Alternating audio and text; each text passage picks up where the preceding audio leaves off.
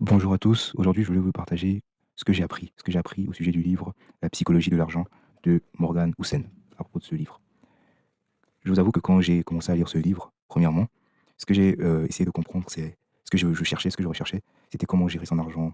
Le genre de livre que j'apprends souvent dans Babylone, l'homme le plus riche de Babylone. Et quand j'ai commencé à lire ce livre, déjà en regardant le synopsis, que la réussite financière ne dépendait pas forcément des connaissances, mais de nos habitudes.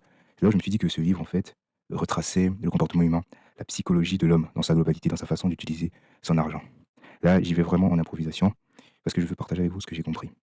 Tout d'abord, ce qu'il faut comprendre, c'est que tout le monde, chacun a sa propre perception de l'argent. Genre, sa façon d'utiliser son argent, tout le monde a sa propre manière de l'utiliser, de le partager. C'est pour ça que l'auteur dit que personne n'est cinglé. Genre, dès le premier chapitre, il dit clairement que personne n'est cinglé, que tout le monde a une bonne raison de faire ce qu'il fait avec son argent. Et ce que j'ai aussi retenu dans ce livre, c'est surtout l'investissement. Genre l'investissement, que ce soit en bourse, que ce soit en immobilier, qui était, la base en fait, la base de son argumentaire. Il parlait surtout de la bourse, qu'il faut investir dans ces actifs, dans les fonds indiciels et des placements.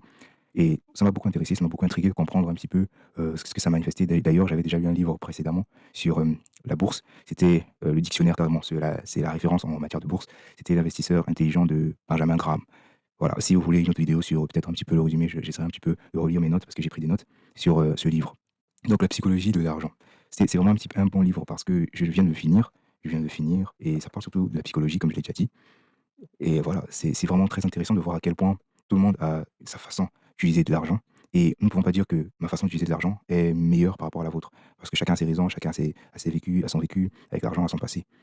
C'est pour ça que je défends l'idée, en fait, l'idée générale de ce livre, c'est que vous devez vous instruire sur la façon d'utiliser votre argent de façon, vraiment utile à vous-même, donc pour votre vie, à ce que ça ne puisse pas vous voilà, avoir des conséquences sur votre vie, genre dans le futur, pour que ça ne puisse pas vraiment être malheureux pour vous dans l'avenir. Vous devez apprendre les bases de la gestion financière afin de donner un coup de boost à votre vie. Voilà un petit peu ce que je peux dire sur, ce livre. Merci beaucoup de m'avoir suivi.